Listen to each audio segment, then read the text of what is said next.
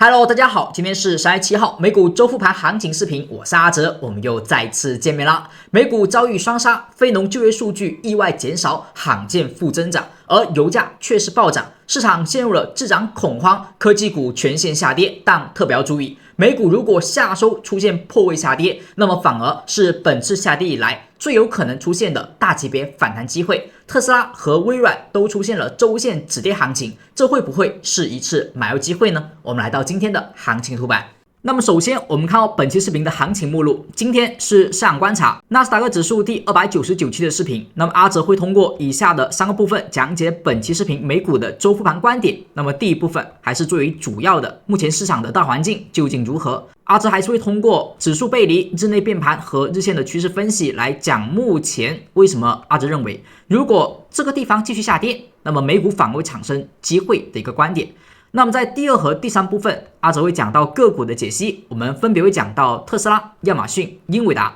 科威、谷歌、甲骨文、MSTR、微软、博通、AMD、HOD、APP、SOXL、Circle、Meta、OKO、PLTR、Coin、美光和 MP 等以上的个股标的，希望对您能够有所帮助。如果您是首次观看阿哲视频的同学，那么阿哲呢需要有一个温馨提醒，你会看到阿哲视频当中的目录有挺多的内容，所以每期视频呢会偏长一点，但阿哲也知道不是每一部分的标的您都感兴趣去收听，所以也把每一部分内容呢都做了一个时间轴，您点击对应时间轴就可以快速跳转到最想要观看的那一部分内容，希望它能够帮助到您。不过唯一的提醒是，第一部分阿哲建议是不要跳过，因为第一部分是最关键的。阿哲的一个投资理念，那么一直以来呢都是以指数为首先的研究方向，而后再去看个股的交易方向。那你会发现很明确，当指数上涨时，你去做投资，去做个股的多头，那么就是很轻松、很简单、很容易的一个事情。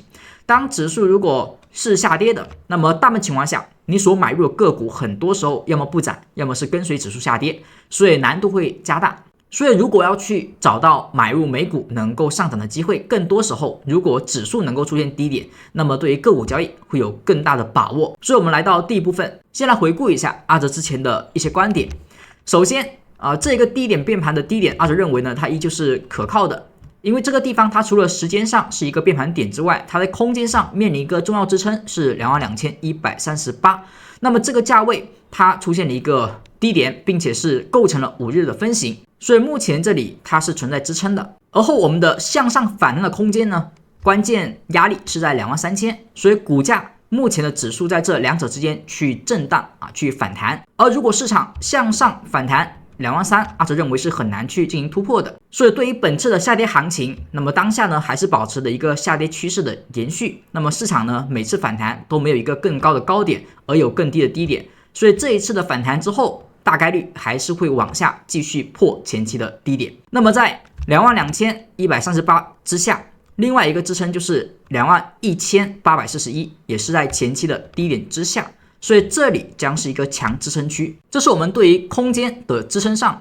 多画出来的2条支撑，这是接下来我们要去关注的。而后我们看到指数背离方面，那么所谓的指数背离，如果是老同学那么您呢也可以跳过这一部分因为我们是讲过很多次了。如果您是首次观看阿哲视频的新同学，那么可以认真的去学习一下这个方法，因为未来呢阿哲会经常用到这个技巧，每次呢我们都会复习一下，让大家呢巩固一下印象。其实在当前的一个市场行情之下呢，有一种很特别或者说很简单的技巧，你一旦学会，你是可以在很多时候发现市场能够做多和做空的一些高概率的区间。好，那么这一个指数背离的一个方案呢，它需要你把纳斯达克指数和标普放到一个图表当中去分析，我们要关注它们的重要高低点所产生的不同步的一个现象。你会发现如果阿哲把左上角的这些标的的名字给盖住，其实2张图表它大体呢是相似的。你会发现该下跌的时候也是同步下跌，该上涨时也是同步上涨，该见到某些高点时低点时，它们其实也差不多是同一天所见到。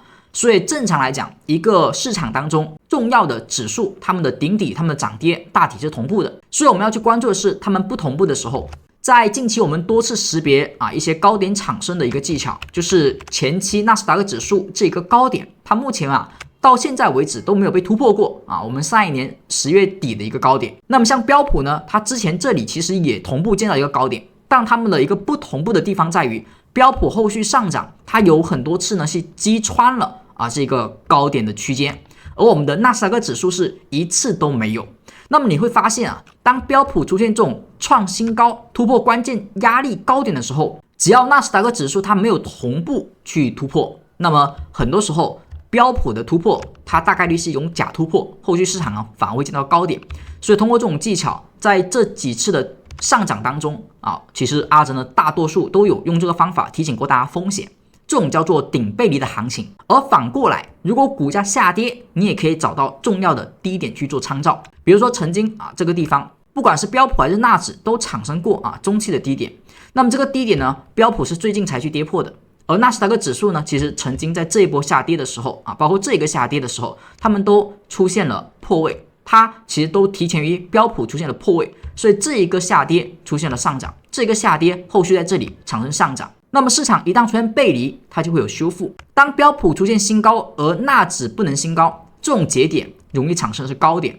当纳指出现新低，而标普关键节点没有出现低点，没有创新低，这个地方就容易出现反弹。但大家注意了，市场不会一直这么去循环往复的去上涨，因为多空之间呢，它一定会每次背离都有所博弈，它每次修复的力量会不一样。像有时候纳指标普出现顶背离，它可能就跌那么一周时间，可能就一两天就结束了。那像这一次顶背离，市场是不是出现暴跌？所以它的一个背离之后的反应是不一样的。那底背离也是一样的，底背离有时候就涨一两根 K 线，有时候可能会出现大涨。那么像近期是不是基本都是小涨？所以多空之间呢，在背离之下会体现得比较明显。那么我们在上期视频有再次讲到顶底背离的教学的时候，是不是有讲到它绝对不会一直持续的去反复顶背离底背离，然后两边都不修复，它肯定有一次呢会出现两者都同步创新高或者同步创新低的时候。那么当时阿哲是讲到，我们可以通过距离的关系，比如说标普当时是不是在3个交易日之前，它离前低是很靠近的，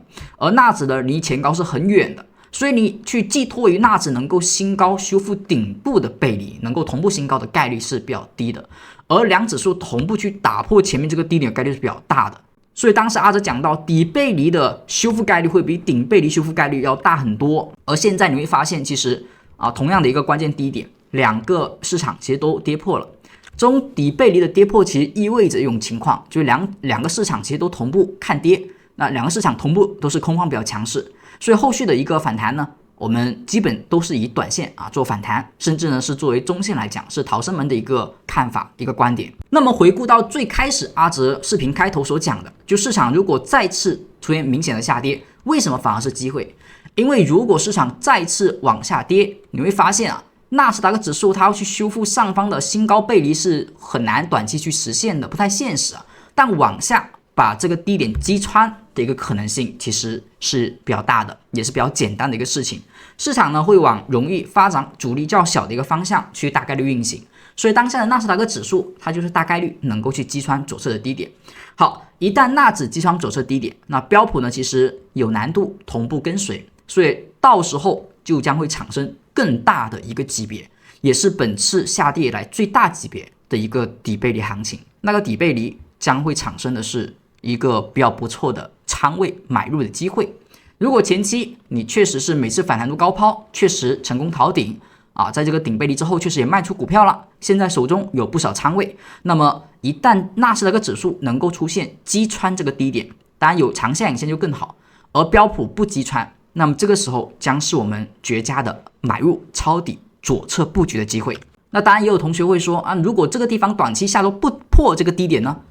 那么它将会维持这个低点支撑的反弹，那么这种反弹呢就只是小机会，只有击穿这个低点，后续产生的机会才更容易产生大机会的一个反弹。所以当下这是阿哲对于指数未来一个抄底行情是小机会还是大机会的一个推断。那么我们接下来也可以继续关注这个节点是底背离还是会发生未来的顶背离。那么接下来我们来到下一部分，我们会讲到日内的时间变盘点。那么当前我们所看的是纳斯达克指数的15分钟日内的图表。那么所谓的日内变盘时间呢，是阿哲在本次美股市场日线持续的下跌而后难以止跌的过程当中去加入了一个盘前广播的内容。因为日线的一个多头行情目前是不太好去做一个波段，但是日内呢其实还是有蛮多的一个机会给到我们去做多或做空。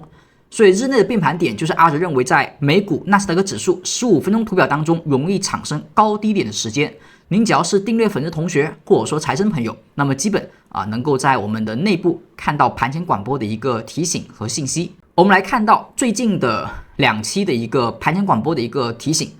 第一个是3月5号的盘前，阿哲呢给到2个变盘点，一个是日内10点45，还有2点钟的时候会有时间的变盘。那么这个时间呢是阿哲这边香港的一个时间，所以大家如果不在阿哲同一个时区的话，记得在使用的时候换算一下。那么阿哲这边10点45分其实就是美股开盘的第一根 K 线，15分钟 K 线。那么当时这一天是不是出现了一个低点？所以当时这里是一个低点反弹的变盘点，而价格反弹之后继续下跌，跌到什么时候呢？跌到我们2点钟，也是美东时间1点钟的时候产生了一个低点，后续产生一波不错的一个反弹行情。而在昨天盘中开盘的时候，在11点是吧，出现了一个下跌暴跌之后的反弹低点，而这个反弹呢，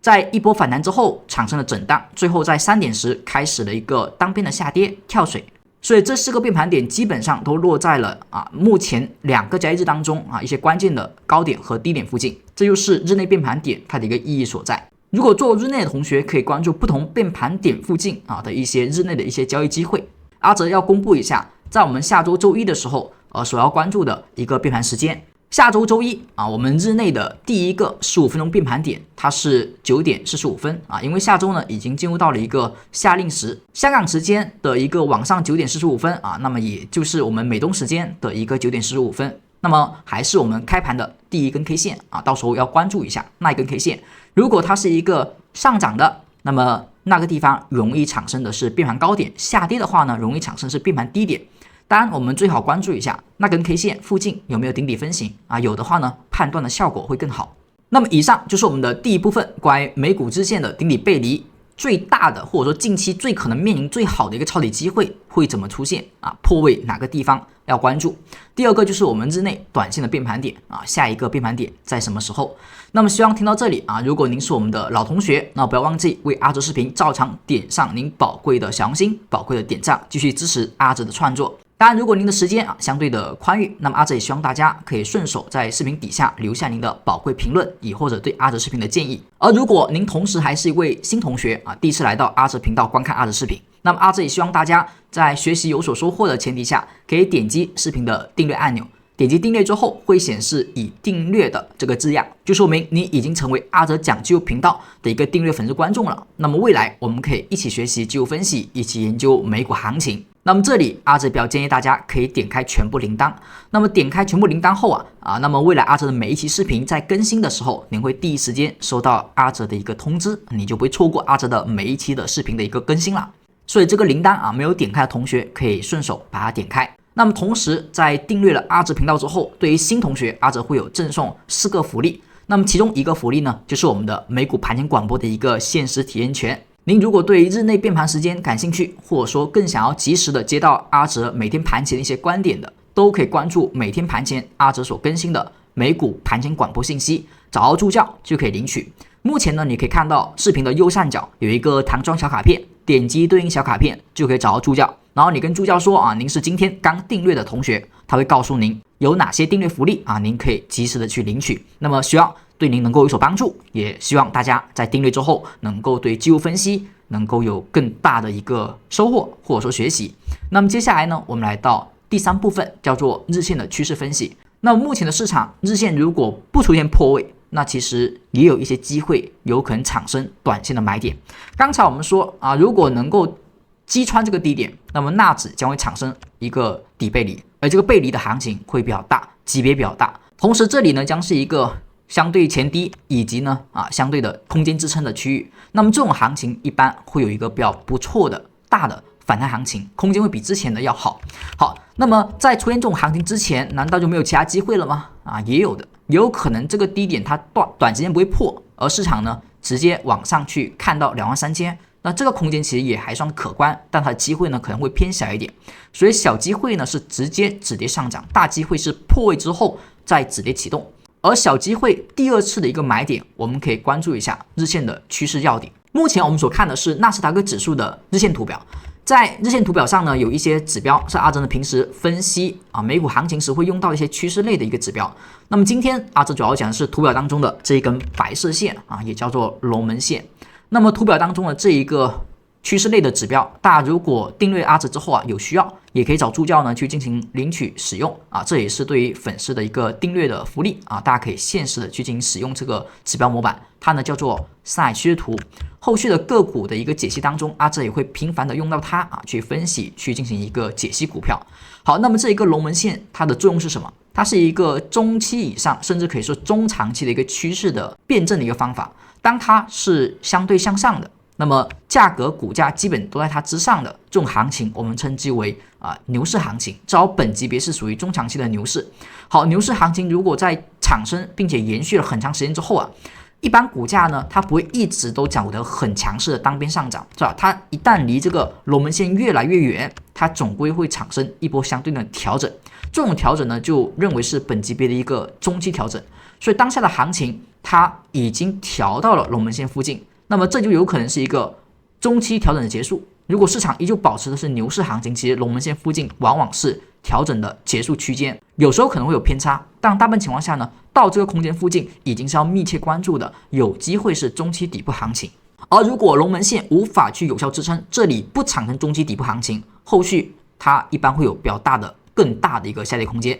好，我们来看一下之前的一个行情走势比如说市场如果是处于龙门线向下，股价基本都在龙门线之下的话，它就是一种中期下跌中长期下跌熊市行情。那么价格走势它不会长时间一直都远离龙门线，它总会在一段时间之后出现修复，这种叫做中期的一个反弹。好，这种反弹呢一般会靠近龙门线，然后再开始新的一轮下跌。当跌的时间够长，和龙门线的乖离又很大的时候，它又会产生进一步的修复又会出现中期反弹，大概率也是在这个龙门线附近，然后再进行新的一轮中期以上的一个下跌。而只有龙门线被有效的站上，是吧？有效的突破，那么回踩，这种时候才有可能结束这种中长期的一个牛市或者说熊市。所以一旦一个中长期行情形成之后它的龙门线就没有那么容易那么轻易的被有效跌破，或者说趋势的一个反转。所以一般来讲呢，如果你确认了一个趋势是向上的，这个时候龙门线的支撑之下呢，你要关注就是它附近的一些买入机会，是吧？一旦龙门线这附近产生了跌破，或者说震荡止跌，都有可能是一波中期调整之后比较大的一个机会。那么当下的美股行情就是经历一波中期调整之后来到了那附近，那么接下来我们要关注一下怎么去买到这种可能性比较大的中期底部美股行情。大家可以关注一下，就是一旦呢一个龙门线被跌穿，我们尽可能是收盘价跌穿。好，就比如说明显的有效的这种收盘价跌穿了。好，跌穿之后我们一般是这么去看，就是你要看一下跌破的第一根 K 线开始数1，好，然后第二根数2，这两根里面找一个最低的低点，然后把它作为是支撑。那么有时候龙门线因为支撑是一个区间，这条线呢附近都是它的辐射范围，所以它跌破之后的第一根 K 线只要没有继续被快速有效跌破一般我们认为它就有可能是龙门线的一个支撑有效，市场在这里有可能产生中期底部行情。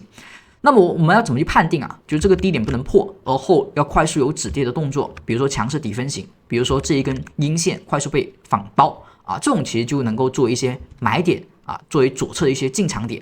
好，那么看到这里比如说当时这里是吧，也是跌破一根，跌破两根，像这种就说明它还是很强的支撑，就破两根基本低点就来了，然后快速反包，这种行情就容易产生中期的这种低点机会。当然我们要小心，就有时候它可能会跌破像之前这种要么就是离龙门线比较近直接产生止跌的，好，要么就是跌破一根止跌，是吧？碰一下止跌，但都是在这附近。像之前这里呢是有一次它跌破之后它是不止跌，就一直都没有反包阳线出现一直呢往下单边的走，就明显破位了。这种破位如果有效的反抽之后一般是逃跑的机会，就不能站上龙门线，它往往还有进一步的下跌空间一般这种空间呢跟之前是有倍数关系的，所以我们要小心，就当下会不会出现再一次的有效破位龙门线。好，所以现在我们要关注它已经开始干嘛呢就长期以来从前面站上龙门线到现在它其实都没有跌破过直到呢本周周五终于出现收盘价跌破了，而且很明显是有效跌破的，它跌破的空间比较远，所以它是第一根 K 线。那么下周一呢将是第二根 K 线，那根 K 线呢，其实我们就可以找到2根里面的低点去做支撑。如果那一根 K 线的低点呢没有比之前这个低点低，那么就说明这个支撑依旧还是最有效的。好，所以在这种支撑不破之前，我们可以意味着这个龙门线它的支撑依旧有效。价格如果在这附近再次出现反包阳线我们可以去关注一下有没有机会产生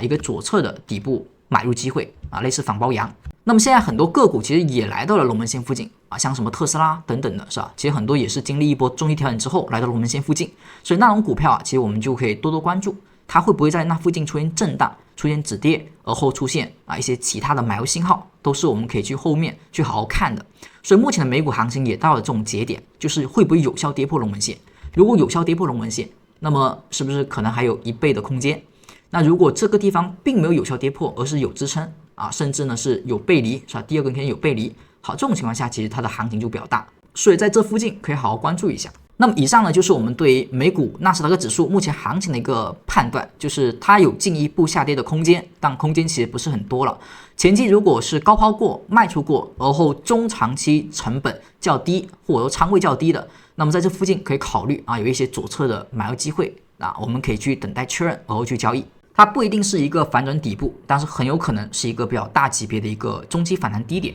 那么接下来我们对于指数呢有一定认识之后，就可以开始有关于个股的分析了。不过在此之前，阿哲呢要做一个再次的提醒，如果您是首次订阅阿哲的同学，那么我们是会有4重福利，大家可以看一下这张图表，你也可以呢把这张图到时候找到助教之后可以发给他跟他说呢您需要领取这4重福利。如果订阅了阿哲频道，那么这4个福利分别第一个就是上海趋势图的1周体验权限，刚才阿哲所展示的这个龙门线是其中的一个部分。第二个呢是我们的盘前广播、盘前解析、点位的一个预测每天的日内变盘点也会包含其中。那么第三个是美股的期权课程，那么这也是新添加的。如果您是我们曾经的老同学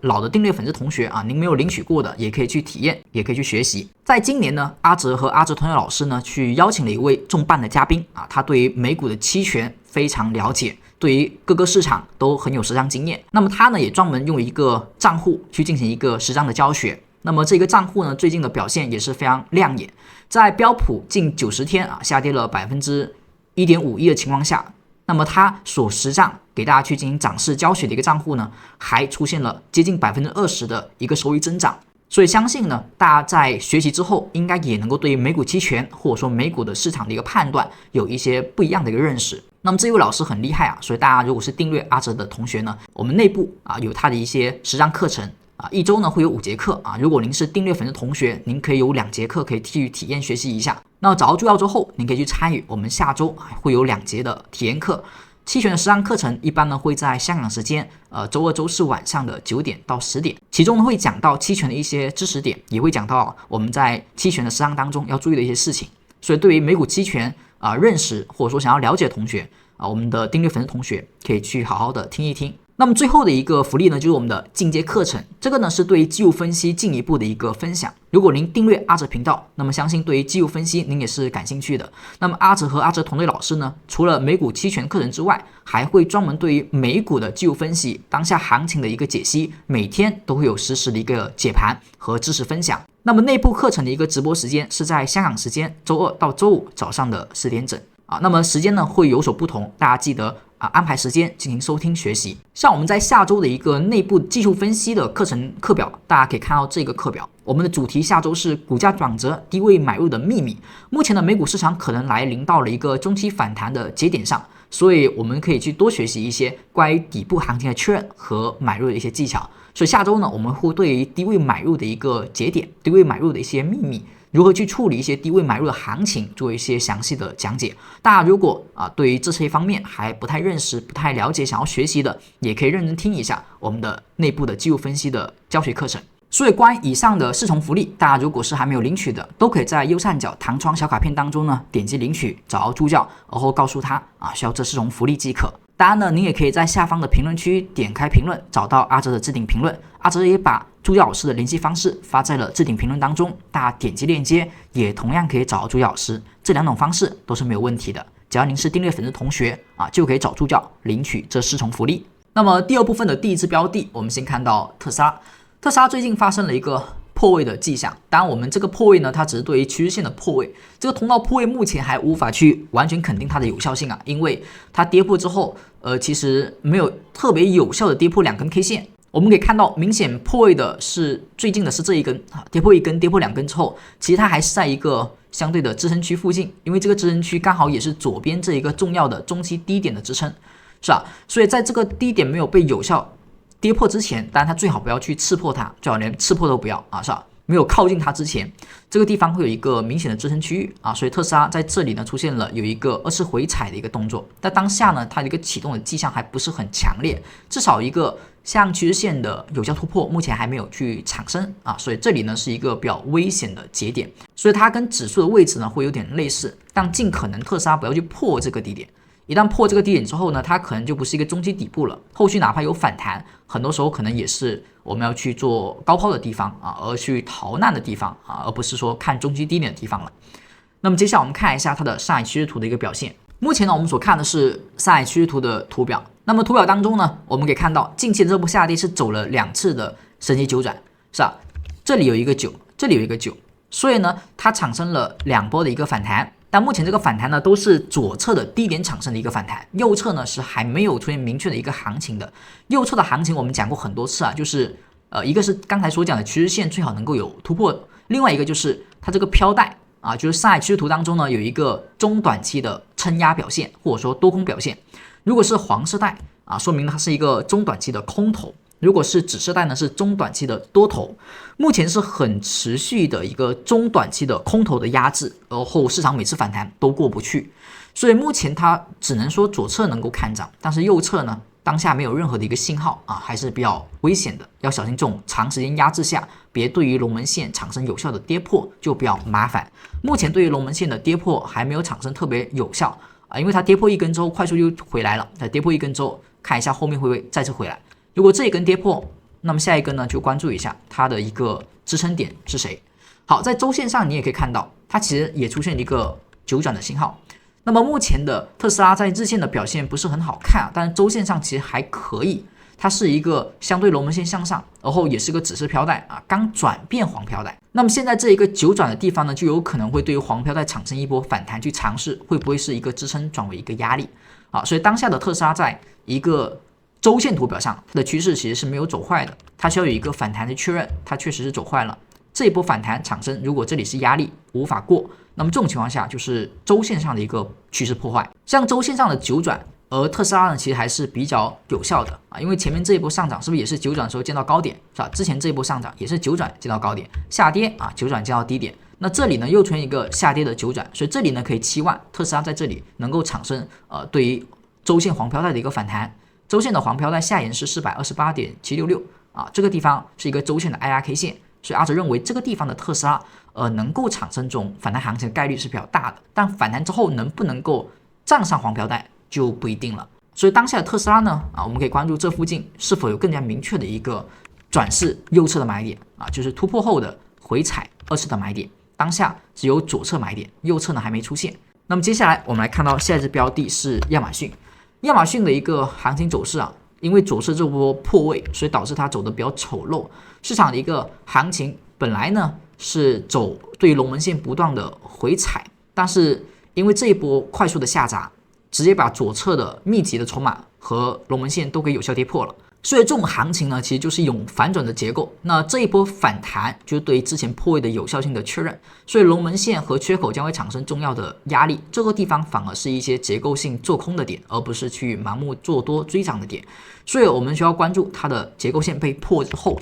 缺口是一个压力，目前是没有收盘站上，而后产生顶分型。不过分型不是强顶分，而后下方有另外一个缺口，所以这里要看一下多空之间的强弱。但是大概率阿哲认为空方还是更强一点。多头呢，它这里如果一旦再次跌穿这个缺口，还有飘带风险其实就更加奠定了。不过这里哪怕不跌穿，短期之间它也很容易呢，只是一个震荡，而很难呢去修复之前这种破位行情，因为这是连续2个跳空缺口破的龙门线，所以大概率是有效的。我们看下龙门线的压力 226.855， 然后飘带的下沿是 209.056， 周线上呢，它是不是就是一个破掉飘带，然后转黄带，对对于反弹黄飘带的一个动作啊，所以它现在实际结构上已经变了，从之前的上升已经转成了一个破位行情，这个颈线位的地方刚好跟飘带是重叠的，那么可能会往我们周线的龙门线去看啊，所以这个地方亚马逊的风险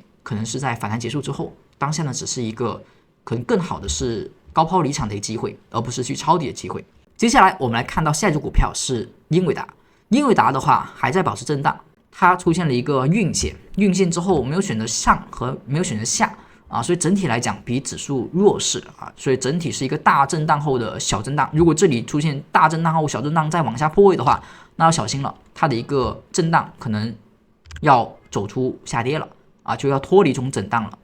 因为我们说过，震荡行情最好的就是保持它的一个涨跌的一个幅度，就多空之间的力度。如果你发现某一次触及了震荡上沿之后的下跌，它再反弹力度是走弱的，那么这个时候往下，那么它就有可能由之前的多空均衡变成了空方强而多方弱啊，所以这个地方要小心，一旦英伟达的运线被下破啊，这个时候它就有可能脱离震荡，走出下跌行情啊，这种就要比较小心了。而如果它能够运线上破啊，这个地方还能够继续看它的上沿啊，当然这个地方它的上破呢，它可能会比较晚，所以目前的止跌呢，相对来讲啊，它比较弱一点，不是很强势。我们再看到上海趋势图上的一个表现，那么我们放大图表之后，你会发现的是，英伟达其实目前走势呢，它也是围绕着龙门现在走一个震荡，是吧？震荡行情是一个比较明显的窗口，这个窗口呢是经历过一次假的突破，而后被重新的拉回来，所以当下要特别注意，从大的级别，如果你是做相对中长期以上的，你要关注英伟达日线上会不会产生对这个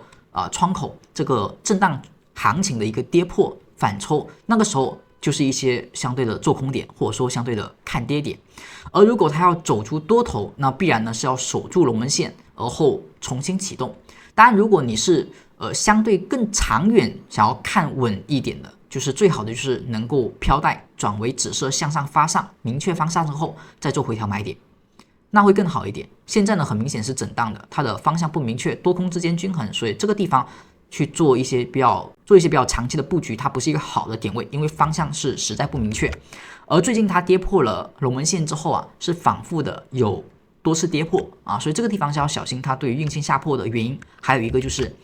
它的飘带转黄色是吧？下跌反弹一下，黄飘带有压力往下走，再破龙门线，这个结构其实是不太好的，不太好看的啊，所以当前要小心飘带的一个压力 184.84 啊，这个地方它不过往下破龙门线啊，再破运线啊，这种地方就很丑陋了，它的形态。以上呢是对于特斯拉、亚马逊和英伟达的解析。那么接下来我们看到第三部分啊，第三部分的第一只标的是科尔位。目前我们所看的是科尔位的图表啊，科尔位的一个行情走势当中，其实最近也是在走一个宽幅的震荡，在连续性的一个大跌之后啊，目前这里会不会是一个底部行情呢？我们之前在看周线时，其实是有判定啊，这个地方是有这种机会的。不过之前它的一个结构很漂亮，最近走的不太好看啊。价格走了下跌之后啊，如果周线出现这种蓝色 K 线啊，你要注意了，周线上在上海趋势图当中，如果有蓝色 K 线，一般代表短期超跌啊，所以特别是连续下跌破位之后产生的这种蓝色 K 线，一般呢，如果周线产生并且有止跌反包，其实这种机会是比较大的。对于短线来讲，也同样可以关注的位置。那么日线更加细致来看，它其实还是走一个震荡。刚开始呢是下跌之后二次回踩是吧，假破位，然后产生了一个结构性的走势，有点这种底底抬高，顶顶抬高。当这一波再次的破位，再次的下跌，所以又把左侧低点给打破了。所以整体来讲，就高点突破，低点又被跌破啊，它就是一个比较大的这种震荡行情。这种震荡行情，特别是这种宽幅震荡或者说发上性的震荡，它的特点就在于突破之后容易有衰竭点，跌破之后容易有衰竭点。所以当前是一种跌破走低啊，跌破走低有蓝色 K 线，所以当下是什么动作啊？是一个衰竭点啊，破位之后一旦有蓝 K 止跌反包啊，一般说明是个衰竭点。所以当下日线也是的，蓝 K 出现，蓝 K 突破，所以这里呢是一个衰竭点的概率极大。所以这一个长线影线作为防守，看一波由此而上的反弹行情。那么这波压力可以先看 85.61， 而后再看到 91.402。啊，所以当前还是继续看涨，它最近又出现一根蓝色 K 线啊，所以这里如果能突破，那么可以再加一笔仓位，继续呢往上去看涨，这里可以认为是一个衰竭点。当然止损呢要放好，我们就是用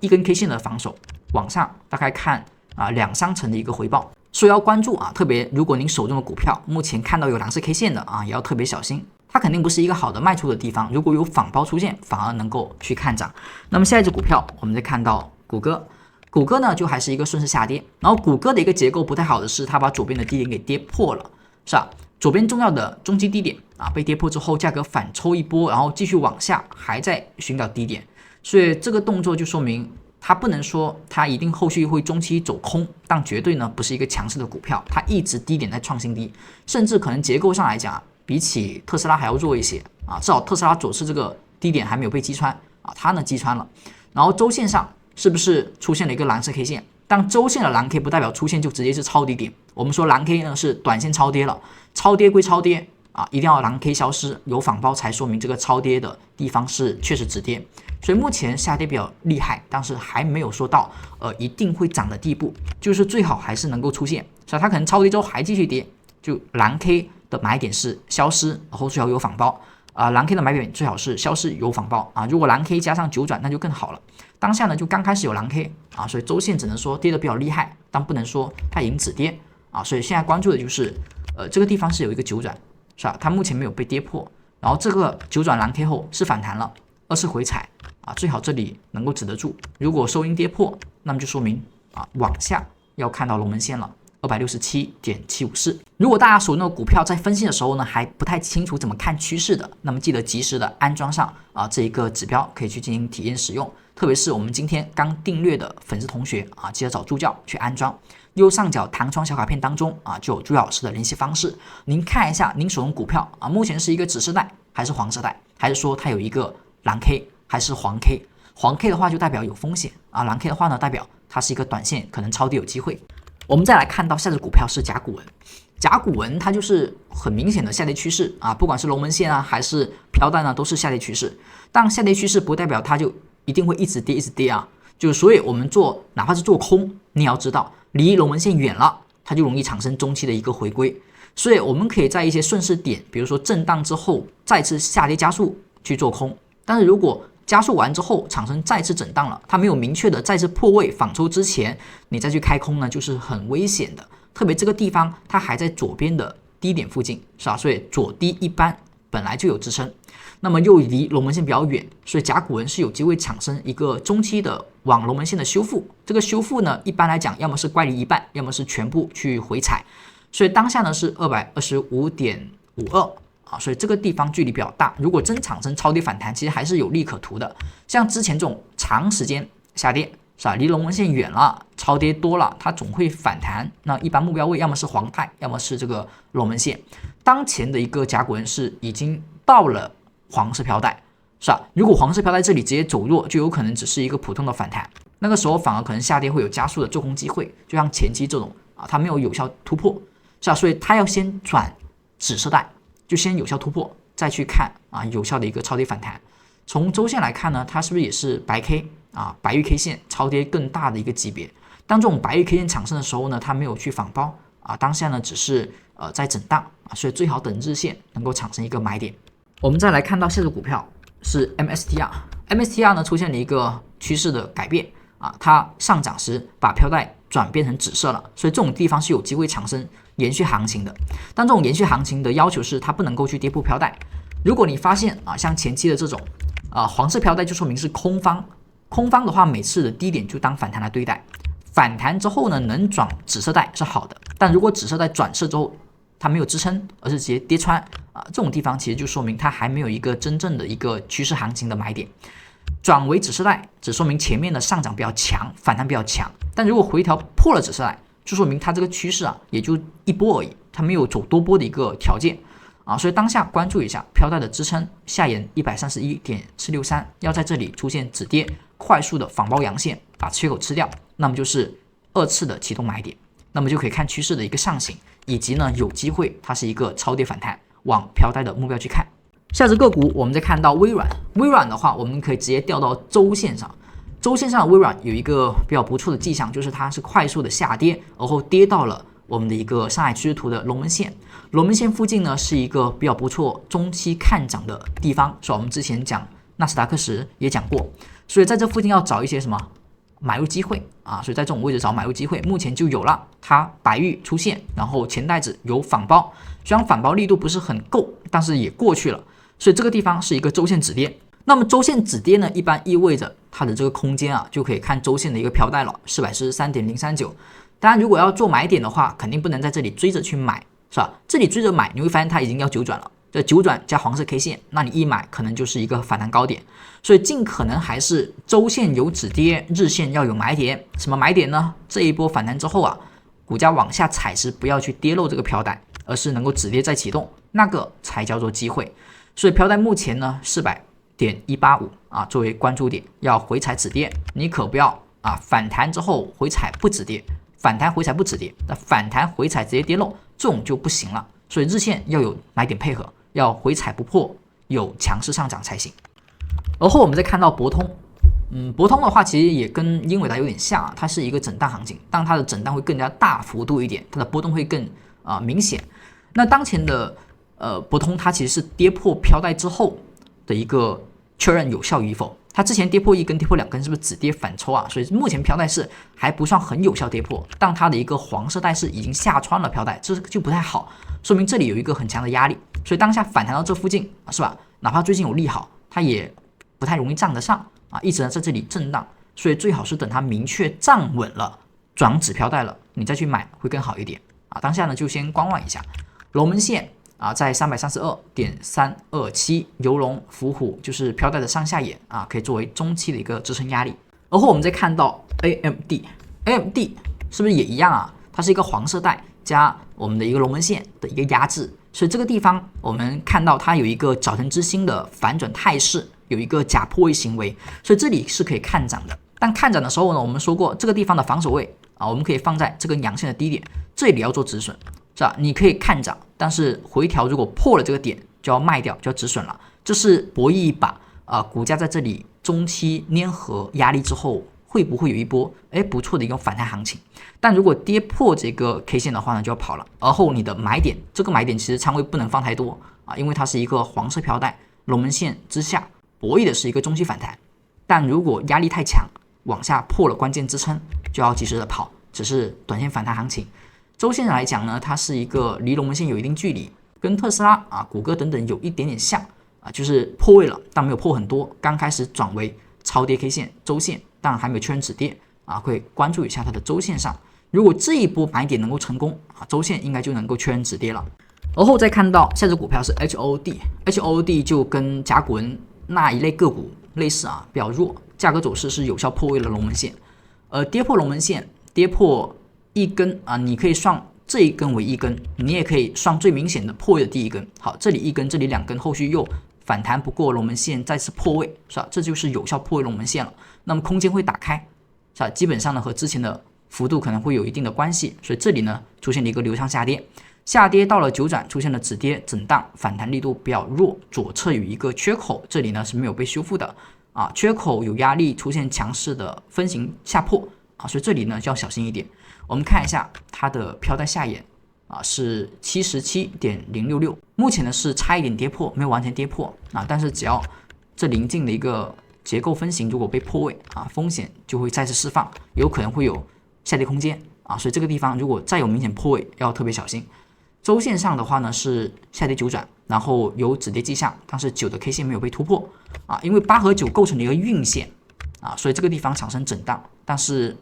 不明显啊，多头不厉害，有很多引线产生，所以不够坚定，在日线表现就是震荡了，不是很强势。再看到 APP 的话还可以啊，走了一波连续阳线上涨，而后到目前要九转加黄 K， 所以当下呢它是左侧有风险，右侧不要买，然后龙门线这里作为第一个反弹压力啊，是吧？我们说离龙门线远了，超跌多了，它会有一个中期的反弹，然后龙门线这里一旦靠近修复了，就要小心它可能就延续之前的下跌趋势。那么它想要不延续下跌趋势，就得要回调的时候不要去破这个飘带。所以飘带的支撑关键看回调时会不会破啊，这一个424.726不破将是一个比较不错的一个回调买点。周线上呢已经产生了我们的蓝 K 止跌，然后有九转啊，所以关注一下这个地方往上可以看两个目标，一个是532.374的黄带下沿。以及呢596.372的一个黄带的上沿。我们再看到下只股票是半导体3倍做多这个股票最近也跌得比较快，比较迅猛，它是不是也破了左低？只要破位产生蓝 K 都可以关注因为破位行情它一般会消耗这个空方力量消耗的过程当中，如果刚好出现蓝色 K 线，就说明它是一种同时信号的共振，是所以每次出现破位出现蓝 K 的时候就要关注有可能是有一个低点机会的。好，所以当下是一个价格走势日线蓝 K， 所以蓝 K 如果有出现再出现反包可以看一个反弹目标，正常就是上方的缺口压力或者说飘带的压力。那么从周线来看呢，它是不是一个回调？所以整体来讲，周线的趋势是没有问题的。那你要在这附近寻找止跌点周线止跌才行。像前面这一波是3周的下跌，而后止跌阳线，是重新恢复上涨行情。目前的2周下跌在这附近看一下，它是跌破飘带，还是能够寻求再次的止跌启动。那么下一只股票，我们再看到Circle就还是很强势的走势上行跟我们刚才所讲的某些股票是差不多的，跟 ABB 差不多，上涨来到了九转，然后接近九转，然后它的龙纹线呢也在靠近，它是对于日线级别的超跌反弹，目前靠近 115.385 的这个超跌反弹，下方的飘带比较宽，所以大体可以判定已经反转结构，而后价格走势回调将会是形成买点。那目前九转加黄 K 肯定不在这里追，而后等待回调，再找飘带附近的一个交易点。从周线来看呢，周线的话之前有黄 K， 目前呢是消失了，股价上涨有所回落，然后飘带突破第一根 K 线后续呢关注日线是否有效，后续要关注日线是否有效止跌。如果日线不能够在飘带止跌，而是快速击穿的话，就要小心，它可能还只是下跌趋势的一个延续。下一只股票我们看到 Meta 也是一个大幅下跌之后的一个震荡宽幅震荡行情，不过它的震荡呢会比 Circle 要好看一些至少呢它的低点目前还在保持一个抬高，高点呢也有所抬高所以整体来讲这个地方不能说是没有机会出现这种底部行情只是说概率呢不高因为它这个震得太厉害了，对龙门线还是没有突破有效所以如果要做更安稳的一个反转行情，龙门线账上会比较好，不然的话它这里可能是对龙门线反复的确认它的跌破有效，而后产生进一步的下跌，所以这里还是没有有效账上龙门线还是要么突破2根就自砸了，要么呢就是龙门线附近直接就下跌，而后目前是个黄色飘带，股价反弹跌破，所以这里呢短线为风险为主。从周线来看，它有可能是一波下跌反弹，是吧？还是黄色飘带所以要特别小心。这个地方如果出现趋势线的破位就说明它这里是一个下跌当中的反弹行情而已反转的话呢不太容易它这个结构越来越不太好看了，太像是一个下跌行情当中的上行震荡窗口而已。我们再看到下只股票是 OKO 长时间的一个下跌然后保持这种下跌行情，刚刚破了左边的这种关键的低点支撑。好，破位之后它一般来讲会产生反弹行情，然后从周线来看呢，它是不是也是连续的蓝色 K 线和这个黄色飘带，蓝 K 产生，那么就在它没有消失和反包之前呢，我们就不认为它是一个能够止跌的然后蓝 K 如果出现反包，就说明这个地方的低点能够有所维持。当然有时候蓝 K 反包的时候，它如果出现刚好到压力位附近，反而是一种确认反弹的风险点。当前呢就延续下跌吧，然后哪怕有反弹，基本也只能看反弹它这个很难去阻止这一波下跌，趋势已经形成，后续的反弹最多就可能看龙门线附近但是它必须要先转为指示带，它首先要先走到九转，然后止跌看一下力度。下一只个股我们再看到 PLTR 因为最近消息面的原因出现了这种上行，而它是不是也到了九转附近，目前是7转下方呢转为指示带，价格走势呢龙门线它的一个压力是 167.334。我们再看到周线周线呢是一个九转，是吧？九转，然后蓝 K 消失反包，目前呢到了飘带附近有压力，第一个压力是飘带的下沿 159.385， 第二个压力是上沿 172.958， 一般一个超跌后的反弹正常就是这2个位置，第一个目标已经到了所以接下来看一下有没有机会找第二个目标。想要走到第二个目标呢，就得要经历一波九转后的回调，并且回踩不破往上，阿哲认为才有机会，否则这么直拎拎的上去的话呢，大概率无法过去达到第二个目标。那么下一只股票我们再看到 Coin Coin 的话，是不是也是近期有一个强势的一个反弹？但还只是反弹，因为它只是第一波的上涨。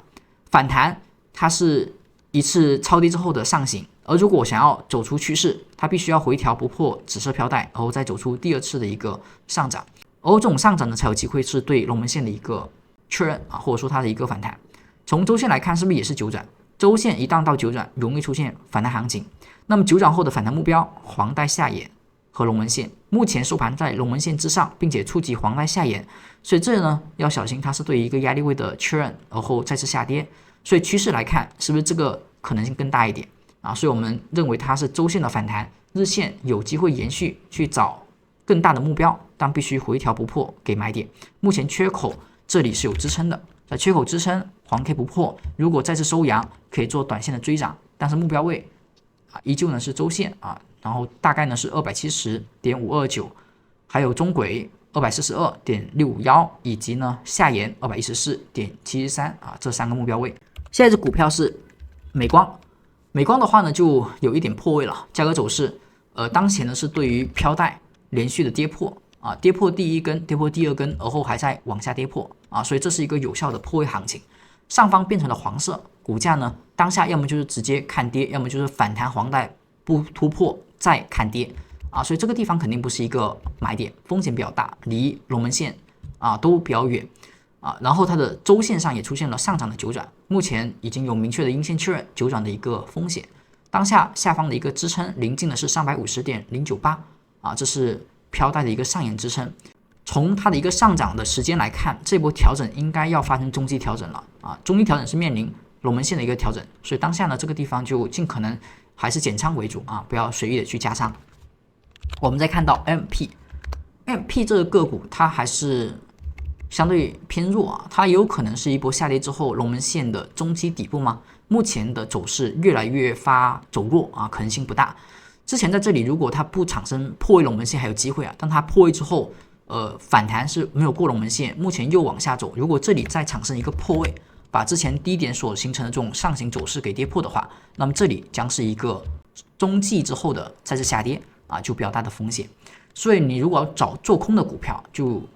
要找这种方向的，就一旦呢产生明确的一个破位行情啊，那么你就可以类似像 OKO 那样的话去做的，反而是一个空方的方向，而不是多方方向。当前它要走多的话，一个呢是低位这里不要被跌破啊，趋势线不要破，然后往上站回龙门线啊，是吧？然后飘带呢转为紫色，这个时候才能够偏向多头，否则的话呢，这里是空方的概率会更大一点。以上呢是3月7号美股周复盘行情视频，希望对您能够有所帮助。更多行情解析，我们下周再见，拜拜。